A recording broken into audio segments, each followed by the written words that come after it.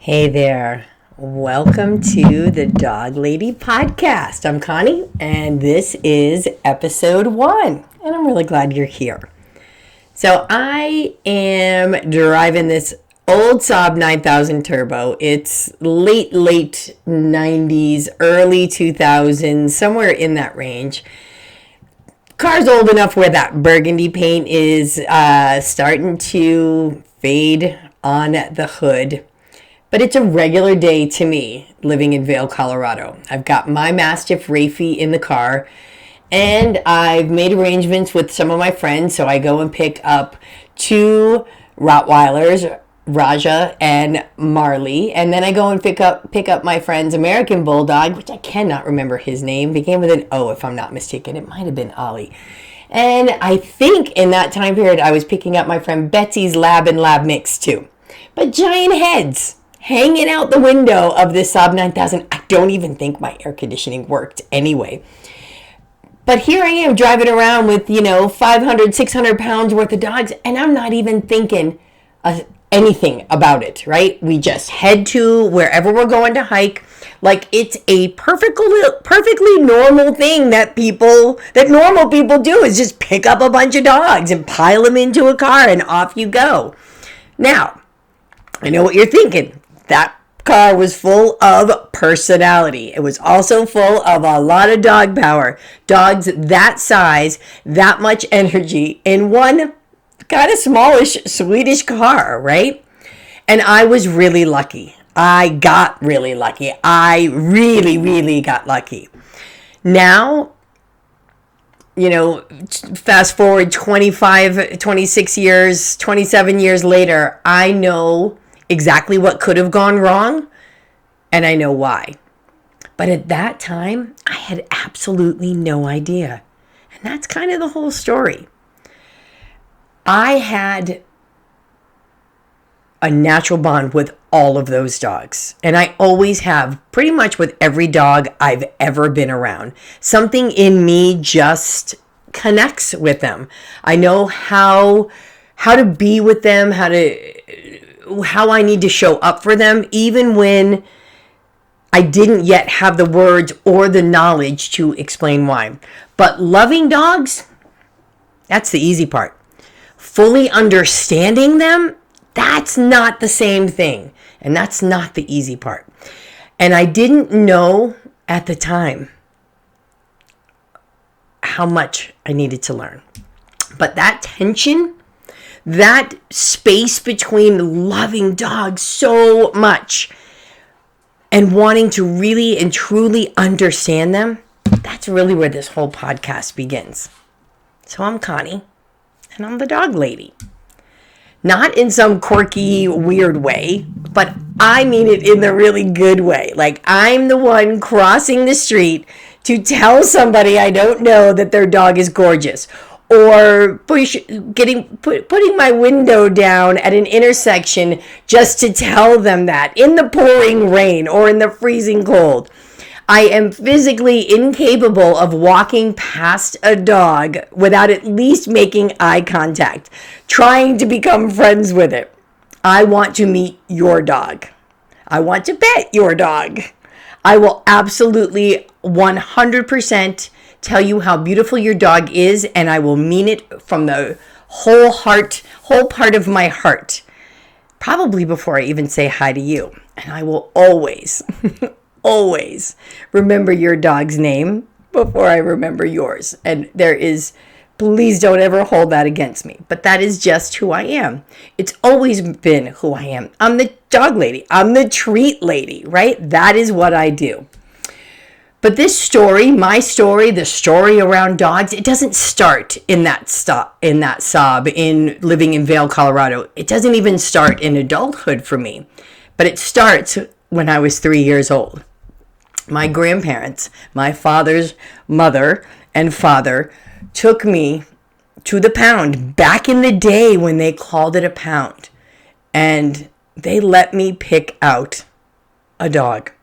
And I named him Coco. He was a beagle mix. Getting to pick him out and name him. I don't have a lot of memories from my childhood, but that felt so very important to me. And from that day forward, I thought I knew my path. I wanted to work with animals. I wanted to be a veterinarian. Dogs, horses, cows, all of them. And I could not imagine my life going in any other direction. Dogs have just always been there, pretty much at every chapter. I can tell you on one hand the amount of times in my life I haven't had a dog. Now, my Nana, my grandmother, who was like one of the most important people on this earth to me, had a little Yorkshire Terrier named Baby. Her registered name was Betty's Holy Terror. She was the runt of the litter. She was like this big. But so that tells you a lot about her personality. But when my Nana passed, Baby came to me. And this was the first dog that had ever lived with me in my home. And it wasn't just a dog entering my home. This was a moment when this little 4-pound dog carries something with them that goes beyond being just a dog. Baby wasn't just a little Yorkie. She was a piece of my grandmother walking around in my house every day. And it was amazing. Now, one of my current dogs is named Betty. And that's because my Nana was named Mary Elizabeth, but she went by Betty. Betty is named, I've been waiting for a female dog my entire adult life to be able to name after my Nana. Betty has spina bifida. She's my 6th diaper dog. And I knew she was going to be an inspiration for me, which is why I changed her name from Letty to Betty. But you'll hear about her more later on. But some things, like my Nana, deserve to come full circle. But after Baby, in my early adulthood, there came my first purchase dog as an adult. I don't know if I'd really call myself an adult, but I think I thought I was. It was my first chocolate lab, who was completely and truly and all mine. I went and bought him from a breeder. Backyard, that is. But I named him Bailey because I loved Bailey's Irish Cream, and I was working in a bar, which of course all tracks perfectly.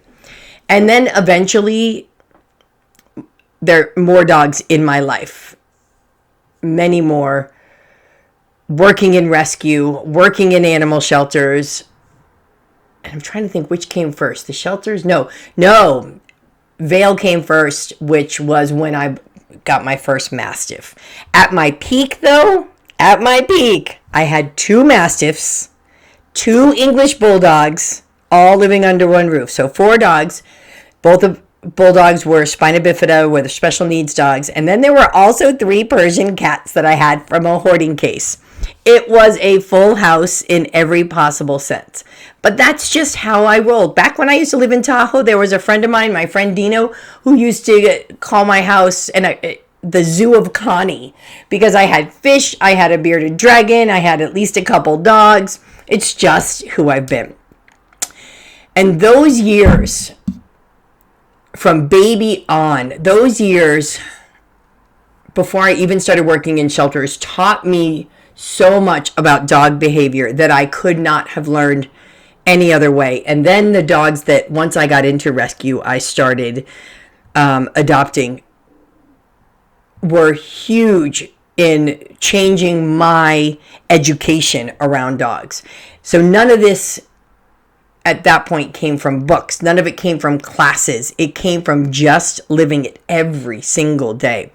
And that sob moment, that time period in my life, all those giant heads hanging out my windows, heading up the mountain to whatever trail we were going to like it was nothing, that was right in the middle of it. That was my, I want to say mid-30s, the height of my party days out in Colorado. The time when I thought I had it all figured out. And I didn't. But I was learning, no question about it. And here's the other thing about me that I think you should know if you're interested in listening. That dream I had when I was 3 years old of working with animals took a very long, winding road to get here, right? Life happened in so many different ways. Different careers happened. I did work in animal shelters, which was amazing. More on the administrative side, but just getting to be around animals was so fulfilling and heartbreaking to me. And I also went in a lot of different directions. I've spent a lot of my life searching to find myself, my own purpose. And now, after all of that, and then doing menopause coaching, which I absolutely loved for the last 5 years, I feel like I've finally discovered I'm finally doing things that I'm meant to do, working with dogs and the people who love them. And this podcast is going to be all part of that. I mean, it only took me about 50 something years to get here, but we got here. So here's what a lifetime of dogs has taught me.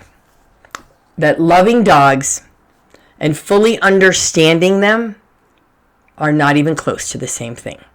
I loved every single dog that has been in my life. I loved every single dog that was in my sob.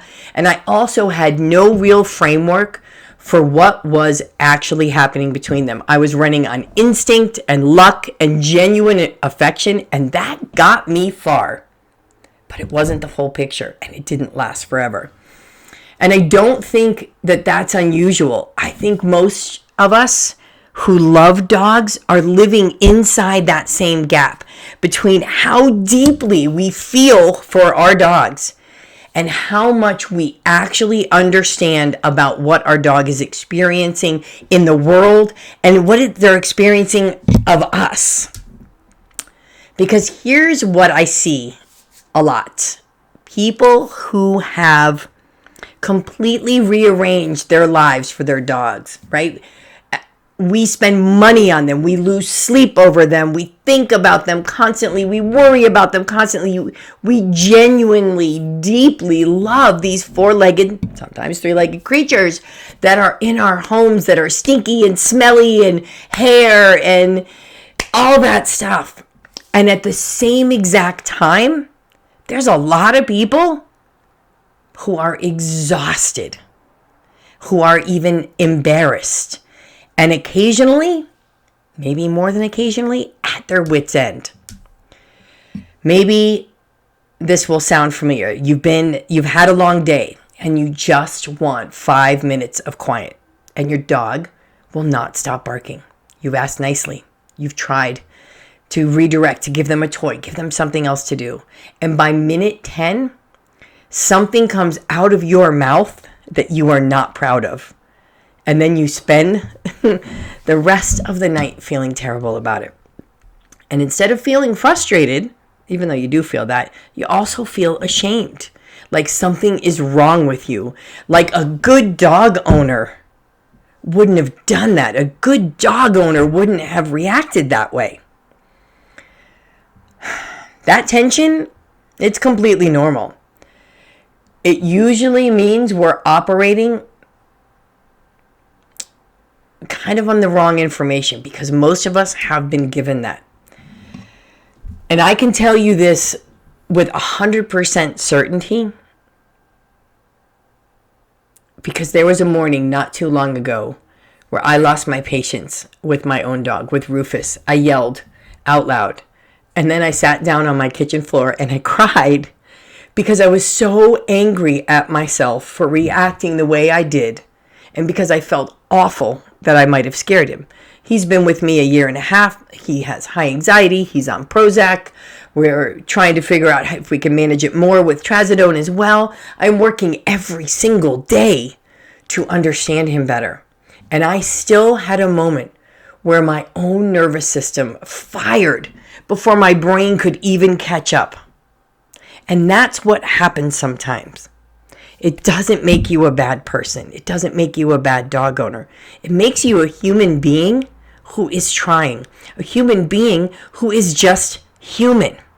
And it means, I think, that there's more to what we have to figure out with how to work with our dogs in a way that helps both the dog and the owner. And we're going to talk about that more coming up. But the reason that most of us are working with incomplete information is because the information we were given was incomplete, or even in a lot of cases wrong, right? I want you to think about the movies we grew up watching, the things our parents did with dogs when we were children, the trainers that became famous by teaching us that dominance and fear were the right tools. That's a whole nother conversation. But it all leads back to the same core problem. We look at dogs, and we react to dogs, and we work with dogs, in a general sense, most people, through a human lens. Most people tell themselves things like, he knows better. She's just being stubborn. He did that on purpose. He got it yesterday. Why isn't he getting it today?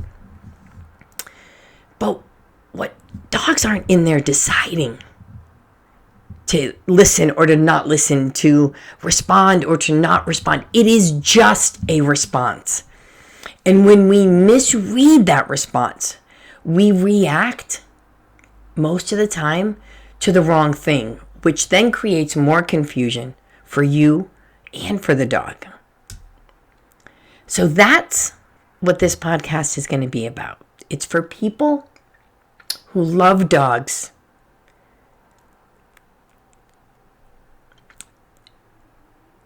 and even though they're a good dog owner, they want to know more about understanding them, working together with them. Because I think for most people, that's all of us, right? No matter how long we've been in the dog game. So we're going to talk about what dogs are actually telling us. We're going to talk about the behaviors that drive people crazy and what they really mean. We're going to talk about the history that gave us the wrong ideas. We're going to talk about all sorts of situations that come up with dogs. I'm going to be telling you a lot of stories and how impactful they have been in me honing my dog expertise, right? We're going to talk about the history that gave us all the wrong ideas of how to work with dogs.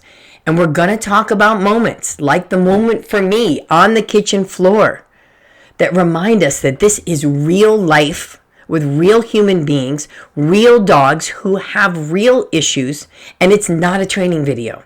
I am not here to make anyone feel bad about where they're starting from, but I am starting from that 3-year-old me at the pound, pointing at a dog, naming him Coco, and realizing that I wanted my whole life to be around dogs. And now at 57, as I'm in a dog training certification course, I'm finally doing it.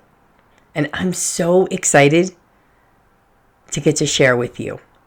So I will see you in the next episode.